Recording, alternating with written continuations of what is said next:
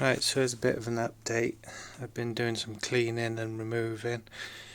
As you can see, the crank pulley is off, and kind of lucked out in a way because I used my gun, which is quite weak as guns go, only 550 newton meters. Bolt came straight out, so the problem I had before was probably to do with the bolt not being tight, because if I move the thing now, you can see that the flywheel thing is related to the crank pulley bolt. So that's good, because the only other solution to get the crank out was cut it off, because if you look here, this bolt was underneath and this one here. I think there's only two. I think someone said two to me. That will be a problem, because all the rest of them are on the outside kind of thing. So yeah, so if you've got a crank snapped, or you can't get a pulley bolt off or whatever, and you need to get the crank out, then you're going to have to cut the crank pulley to get it off, because, well, you could get away with cutting a notch out here, I suppose, and a little notch out on here, you know, or just cut one notch out and then move it and then get to the other one. But yeah, that's good news, because it means now that the crank in there is hopefully fine, and I'm hoping I can sell it to sort of recoup the costs. I have already got another crank to go in here. The balance shafts are not going back in. I'm putting a different crank in, which is from an X3, and it's a stronger crank because they don't have the balance shafts. So it's made of chrome moly, as I've been told. It says CR04 stamped on the crankshaft, so that's how you know. And yeah, so the balance shafts are not going back in, and that means that I have to get, I believe, a 330D timing chain kit, because there's only one cog on this one, but on the new crankshaft and the new timing kit there will be two cogs. And I'm going to be fitting a different oil pump as well, because obviously you know, the original one's not going to work. So yeah, this is where I'm at. Took me ages to clean this. I got like a 25 litre drum off eBay. You can get on Amazon as well. 30 quid it cost. But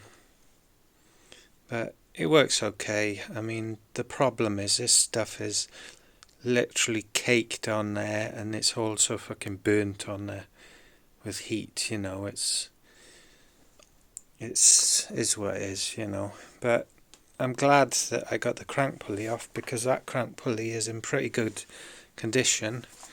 So I'm probably going to put it back on there when the engine is built, because, you know, when I take the engine out of my car, I don't want to be transferring much over to this engine, because what I'd like to do is build this engine up as much as possible so that it's you know, ready to go. And then, well, it's going to be easier to put it all in. There's no little jobs here and there that have to keep done. I have got a question though, if anyone knows, maybe a few actually. Anyone know how I should go about cleaning the I'll get in a minute. The wiring loom, yeah, it needs cleaning. So any idea about cleaning that? I mean, it's not going to be easy, is it?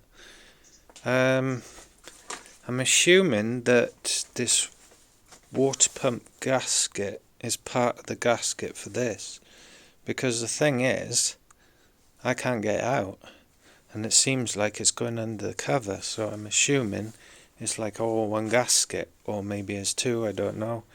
Got to get in there. Access holes, I've got to undo these shortly. Well, that one at a bare minimum. And what is it now? Yeah, they're 17mm, by the way. So if you haven't got a Allen key, then you need to get one. I bought one of those ones that goes on a socket, or built into a socket even, because I thought it'd be easier to use one of them. And if I need to, I can put it on the gun then, because I'm told they're really tight. Another way you could do it is weld a nut to a rod and wind it out, but I did try that, but I clearly didn't get the part hot enough for the weld to stick good enough, because I just tried it and it just snapped the weld basically.